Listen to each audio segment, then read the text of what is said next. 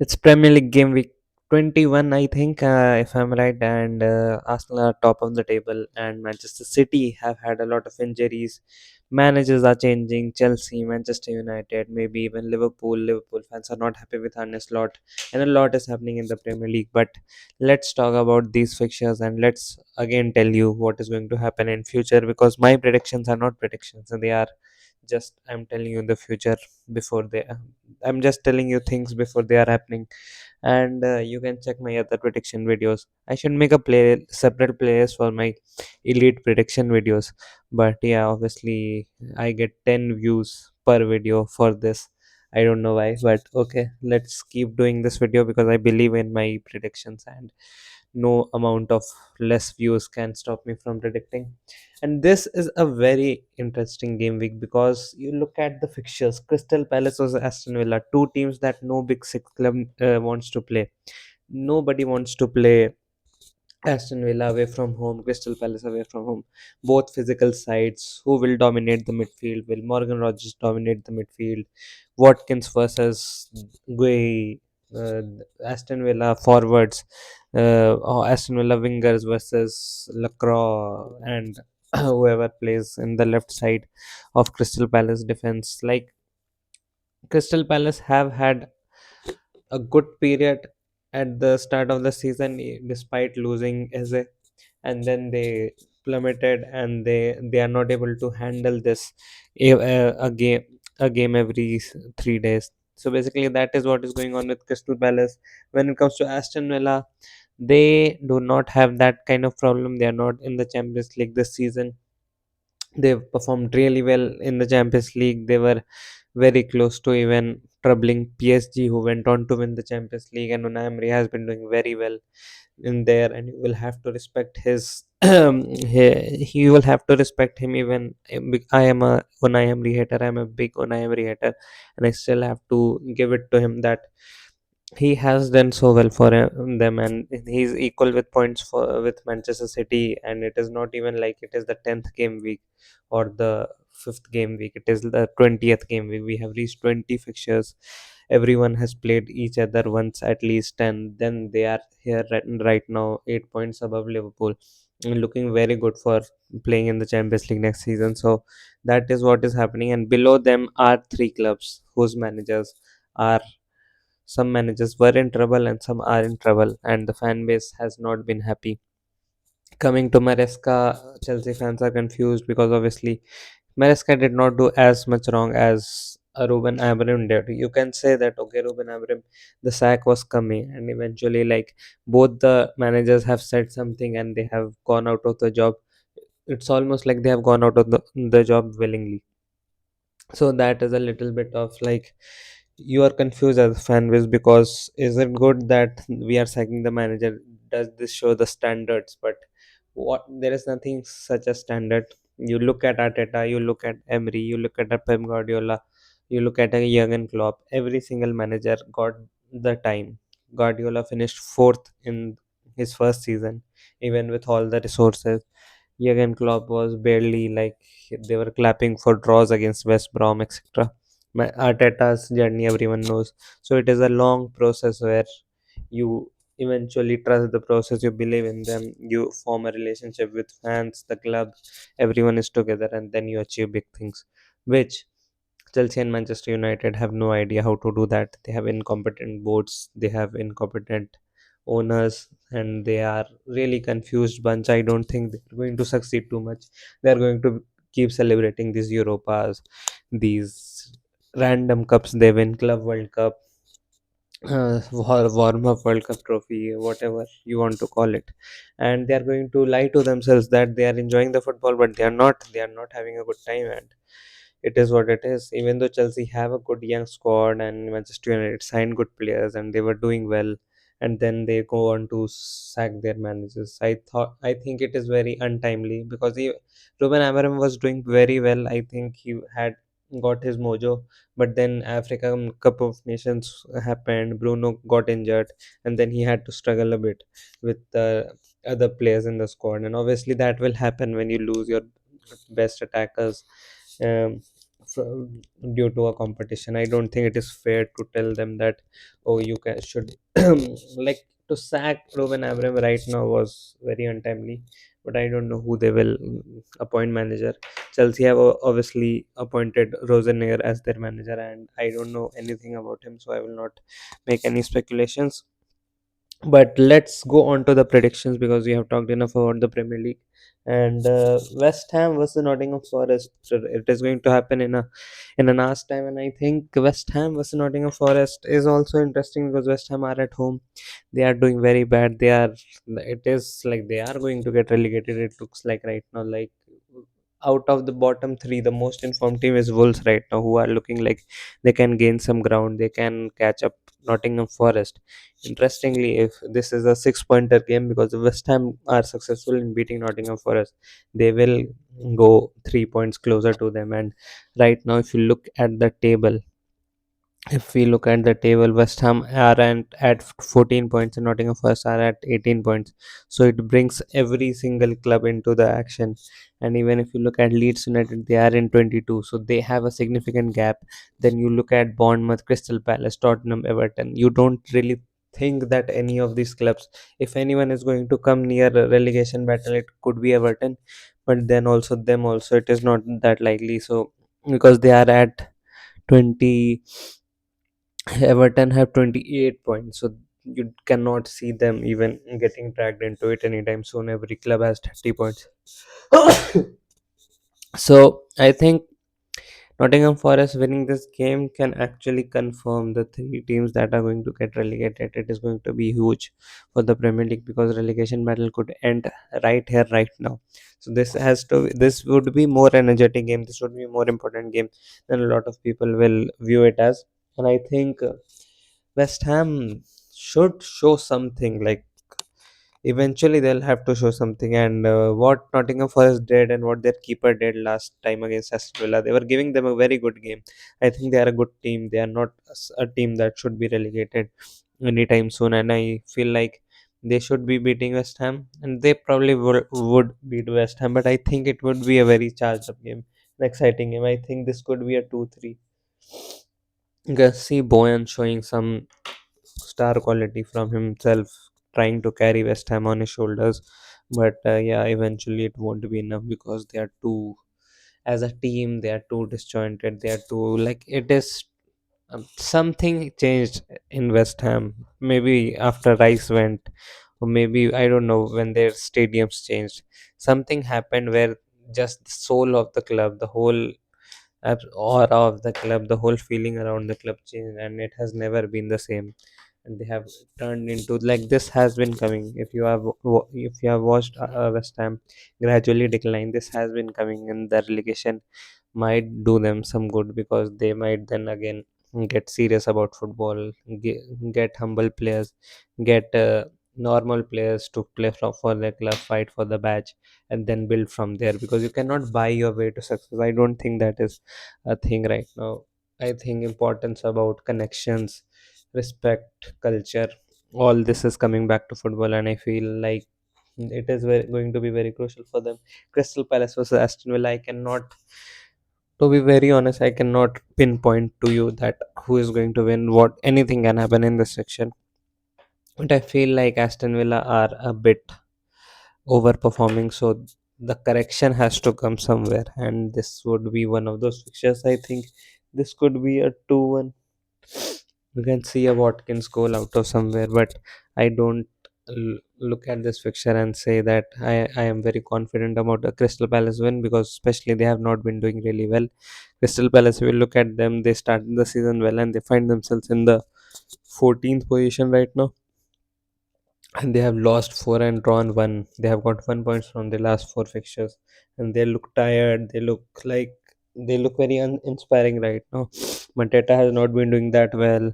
Wharton is playing like he was playing, but nothing significant. Like he is not that level of player that people are describing him as. I was also very impressed when I first saw him, but gradually with the team, he has also declined. And Guehi, his head is not in.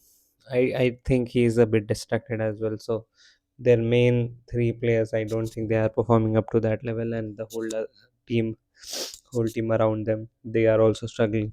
But obviously they can give any team a game at home, and I think Aston Villa are going to struggle a little bit in this game. Something has to catch up to even Aston Villa. You can't just go on winning, and Crystal Palace away is a pretty difficult fixture. Let's go to Fulham versus Chelsea. Another good great fixture. Chelsea going away at Fulham, and it is never easy for any team going away at Fulham. And Rosnier's first match, I don't know if the Callum or whoever the coach was last game is going to coach this game too. But these are the games where Chelsea will struggle, where Fulham will form a good mid block, and they'll find it difficult to be efficient in front of goal, and they'll find it difficult to. Cole Palmer will not get space in the middle of the pitch, and then they'll not get the space for wingers to run at defenders, etc. So they'll find this difficult, but I feel like this looks like a 1-1 draw. Yeah, I don't think Chelsea are going to collect too many points in this December January period. After that, they might pick up. They might get, Cole Palmer might come back to form, and yeah, basically the too many fixtures, very young squad. It is too much to handle for them. And new coach coming in, maybe you might get about manager bounce, but I have no idea how Rosenier coaches, what his style is, what is him. So it would be a good introduction to him also, and Fulham away will be a good introduction to him for the Premier League as well. So that is going to be interesting. Brentford versus Sunderland, another great fixtures where Sunderland are right now at the eighth position, and Brentford are at the seventh position. So both at 30 points, goal difference of two. Brentford have two goals more. Brentford have scored 32, they have conceded 28, while Sunderland have conceded only 19, which is the third best in the league, and scored only 21. So you might expect this is also a very, very, very, very exciting fixture. You never know what is going to happen in this fixture. I think Brentford versus Sunderland. Uh, Brentford at home, so maybe they will get the advantage. And Sunderland have been dealing with a lot. I think Brentford are going to keep going on a winning streak, and this can be a 2-1 sort of a score. Bournemouth versus Spurs. Bournemouth played very well against Arsenal. This is a sure shot win for Bournemouth. I think they are a great team. I don't know what is going on with Semenyo. I have not been in touch with uh, the news lately, but I think, yeah, Bournemouth, the way they play at home, Tottenham will find it very difficult to get past them. Manchester City versus Brighton. Again, the centre backs are gone for Manchester City, and not gone for 1 or 2 weeks. They are gone for a long, long, long time, and they are going to struggle. And if they don't spend in the January transfer window, they are going to be set aback a lot. And this was their strength basically. I think the form they picked up, this back four was strength. He found the right balance with Ruben Diaz as the right centre back, and Guardiol from left back to left centre back, which was also a blessing in disguise because Nico O'Reilly came in and he filled the spot very well. Now you might have to see Rico Lewis back, and those sort of defenders who struggled last season, who conceded 3 goals after 70 minutes last season, who threw away leads, who are not really made to be Manchester City fullbacks and centre backs. You will see them. Kusanov will have to step up now. So you might end up seeing inexperienced, immature play mistakes that can cost them games, and maybe this Brighton game can be a start for them. At home playing against Brighton, Haaland has not scored for 3 game weeks. Has to score now. I think their attack will shine against Brighton, but it is just the fact that Brighton can give you a game, and they are not scared of you. They don't care about points really. They know they won't get relegated because they are too talented for it. They just have fun. They play their football. You might see something, but I think this would end up being a exciting 3-1. It would be 2-1 for a long time, and then Erling Haaland will put the nail in the coffin. Everton versus Wolves again, another interesting game because I don't know how Everton keep producing results. Maybe their defense is good, maybe Garner and their midfield has been pulling games off for them, but I don't really like watching them play particularly, you can pinpoint and say that, oh, they play good football, or they do this, they do that. But sometimes the midfield has stepped up, sometimes the defense has stepped up, sometimes the attackers have stepped up, and they are right now at the 12th position, but very much close to everyone else. They are just 3 points off Manchester United and Chelsea, so they are doing pretty well. But I think Wolves, the form they are in, I think Wolves can do something here. I think this could be a 1-1 draw. Leave 1-1 draw. I think Wolves can score two and win.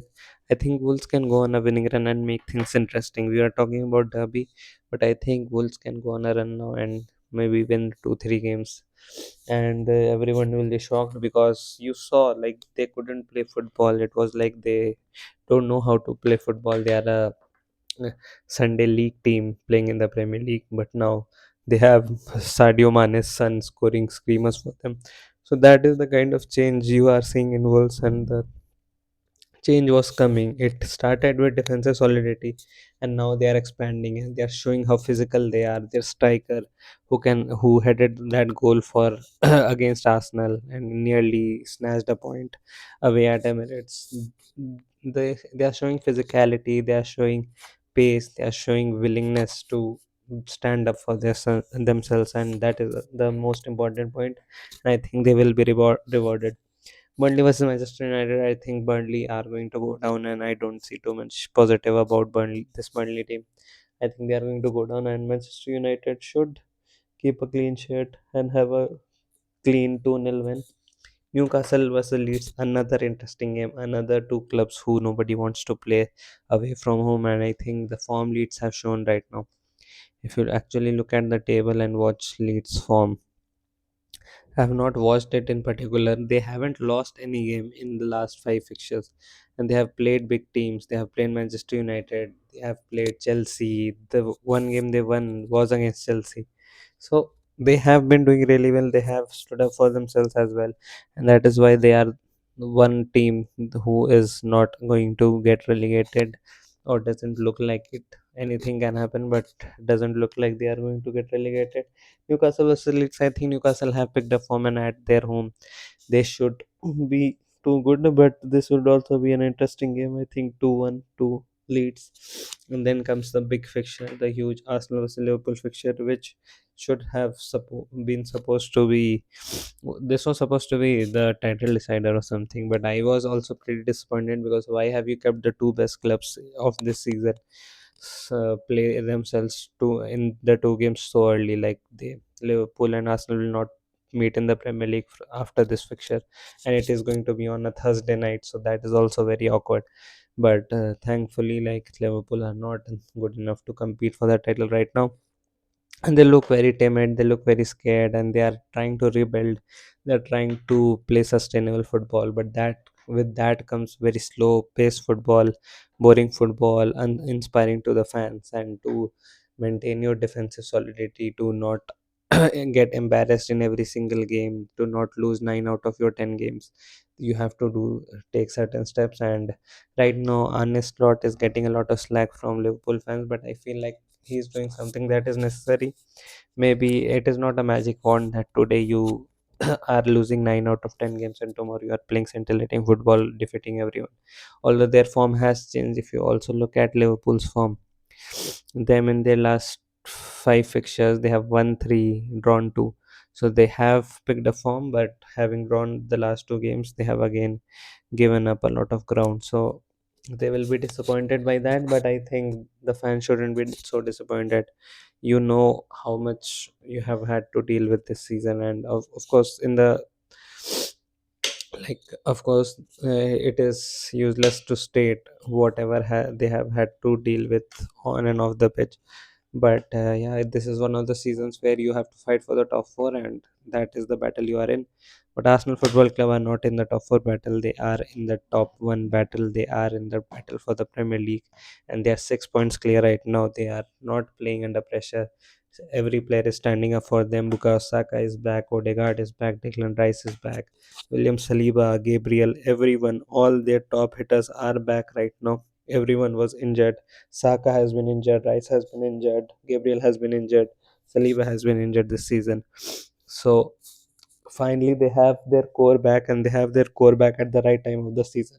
And this is what these are signs that they are going to win the Premier League, because they are the most well set. Manchester City have lost their two key center backs, both of them gone in one game.